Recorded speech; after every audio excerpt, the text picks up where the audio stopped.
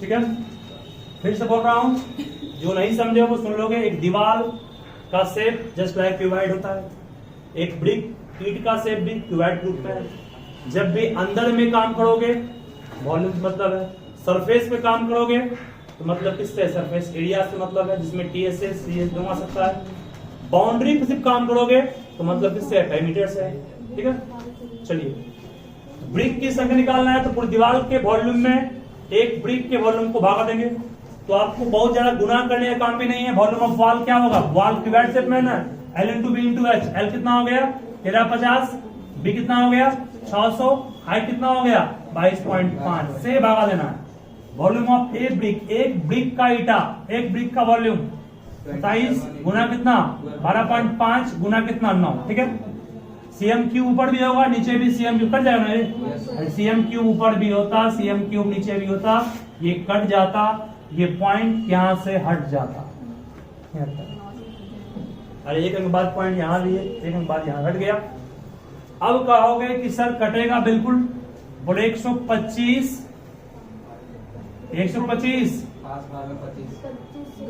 से काटेंगे, चलो 25 25 25 नमा 200, सही है। फिर आइए 5 से काटे 5 12 0, सही है। फिर काटिए 27 बचे 135, सही है। 9 भी कट गया, 12 बचे 60 पर के 0 2 0, कितना आ गया 6000 ईटा। समझ गया ना। जब भी निकालना हो ब्रिक की संख्या तो पूरी दीवार में जितना वॉल्यूम है उस वॉल्यूम में एक ईंटे के वॉल्यूम को भागा देते। सिंपल है, इतना सिंपल पुस्तक एग्जाम में नहीं है, ये आपका शुरुआत किए हैं फिर आपको ऐसा मिलेगा।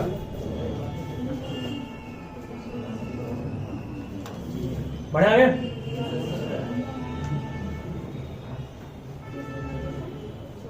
Next question Babu.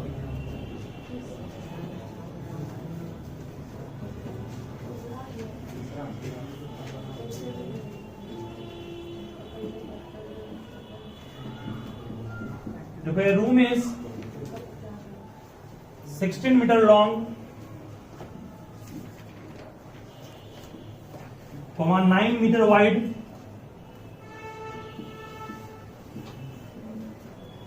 and 3 meter high. It has 2 doors. इस रूम में 2 दरवाजे हैं, each ऑफ डायमेंशन,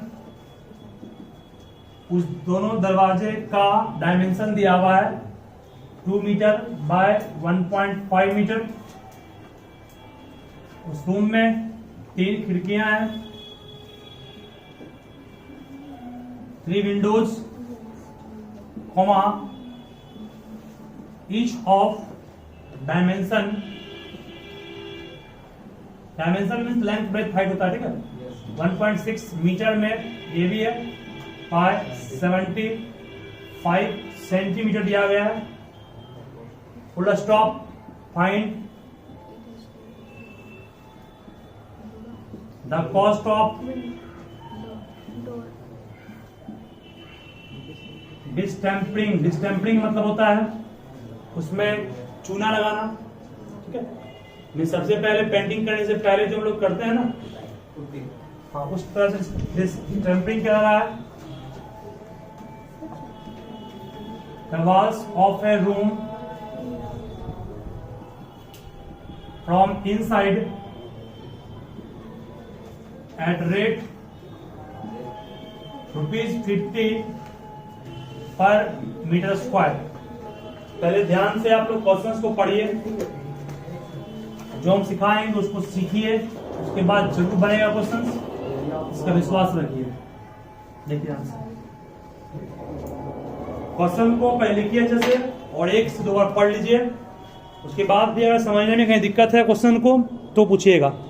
तो जब तक क्वेश्चन इस तरह समझेगा ध्यान से। सबसे पहले बोले यहाँ मोस्ट ऑफ द टर्म किसमें है, मीटर में। इसको भी मीटर चेंज कर लेंगे। बोले 75 सेंटीमीटर को मीटर में चेंज करने का मतलब 100 से भाग देना ना, 100 से भाग देंगे, इसके बदले ऊपर लिख रहे हैं 0 पॉइंट कितना होगा 75 मीटर। सही है तक है? तो ये एक सबसे बड़ा बात। नीचे जो आप देखते हैं रेट मतलब दर मतलब कॉस्ट का जो रेट वो है, लिखा हुआ है 50 रुपया प्रति मीटर स्क्वायर। मैं फिर बोल रहा हूं, सुनोगे।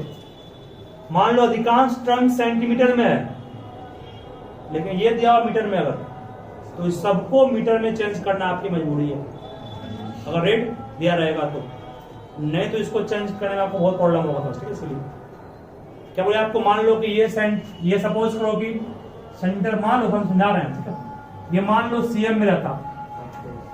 ठीक है, ठीक है, लेकिन यहाँ अधिकांश टर्म आपको दिखाई पड़ रहा है किसमें, मीटर। तो क्या इन सबको मीटर में बना देंगे? नहीं, सबको सीएम बनाना पड़ेगा, क्योंकि रेट क्या है सीएम स्क्वायर में दिया, इसीलिए नहीं। आसान तो यही रहेगा जो बोल रहे हैं आपको। ठीक है, ऐसा नहीं, फिर ये बोल दिया आपको ऐसा करना पड़ेगा, वो आसान हो ही रहेगा जो बोल रहे हैं।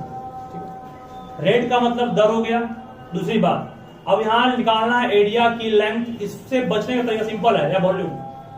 अगर रेट में मीटर क्यूब है, मान लो, समझ जाओ कि यहाँ वॉल्यूम से जुड़ा हुआ क्वेश्चन है। रेट में मीटर स्क्वायर है तो सरफेस एरिया जुड़ा हुआ है। रेट में सिर्फ मीटर है तो पेरीमीटर जुड़ा है, ठीक है। सब तरीका है पकड़ने का, क्वेश्चन को कैसे बनाना है, ठीक है ना। चलिए आइए क्वेश्चन पे। एक रूम है, एक रूम की लंबाई दी गई है ना, लंबाई है, चौड़ाई है, ऊंचाई है। एक ज्ञान प्रमाण, ये रूम सपोज समझा रहे हैं, फिगर सही नहीं है, गलत फिगर है। एक रूम है, रूम की लंबाई कितनी है 16, चौड़ाई कितनी है 9, ऊंचाई कितनी है 3। ये रूम दिया हुआ। इस रूम बाबू दो दरवाजे हैं, मान लो एक दरवाजा सपोज करो, ये दरवाजा एक है और एक दरवाजा ये है। इस रूम में दो दरवाजे हैं, ये डोर है, ये भी डोर, ठीक है। और इस रूम में 3 विंडो है। एक विंडो यहां मान लेते हैं, एक विंडो ये है और एक विंडो ये है, ठीक है। 3 विंडो है रूम में, ठीक है ना, ठीक है। A room is 16 metre long. Room का फिगर ऐसा नहीं होगा, गलत फिगर ये पहले कर रहे हैं आपको। रूम बनेगा 3D में ना।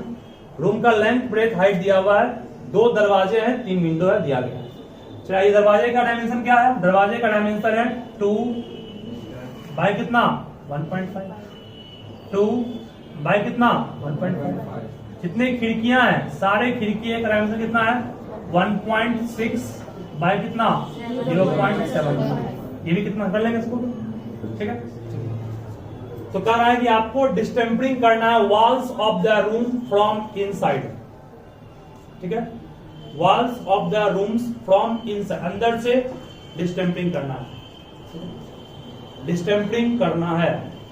तो पहले बोलो डिस्टेम्परिंग कहां करेंगे, 4 दीवार,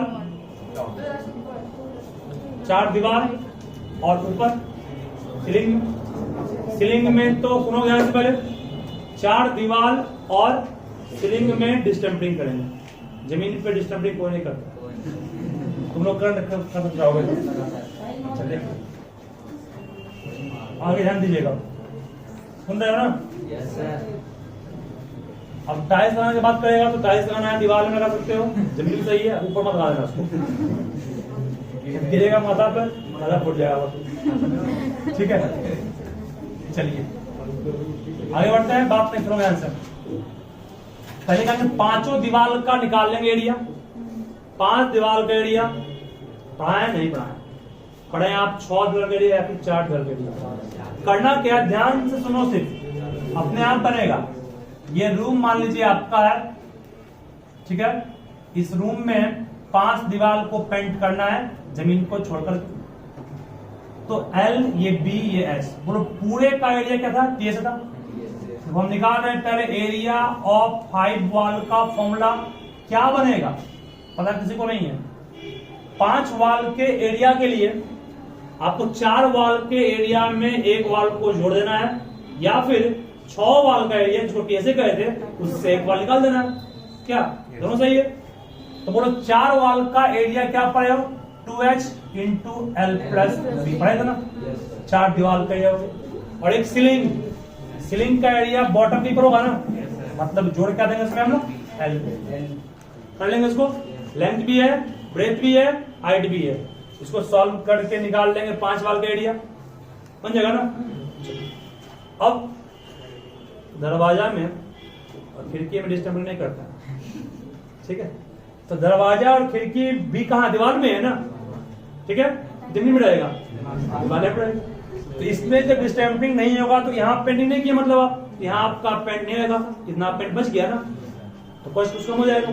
तो कितना एरिया में पेंटिंग नहीं हुआ दीवार में, 2 दरवाजे का एरिया। देखो एरिया ऑफ 5 निकाल लोगे ना। अब निकालेंगे एरिया ऑफ 2 डॉट निकाल लेंगे, रेक्टेंगल शेप में है। एक रेक्टेंगल का एरिया एलबी, 2 पीस का 2 गुना एलबी। एल कितना हो गया दरवाजे का, EL मत लेना, दरवाजे का एल कितना है 2, ब्रेथ कितना है 1.5। सॉल्व कर लेंगे इसको, चलिए मीटर स्क्वायर में है। उसके बाद एरिया ऑफ कितना विंडो है, 3 विंडो है। 3 विंडो का एरिया, 3 विंडो के एरिया के लिए 3 से गुना करना है 1 विंडो के एरिया में। विंडो में रेक्टेंगल शेप में होता है ना, कितना होगा 2L इंटू बी 1.6 इंटू 0.5।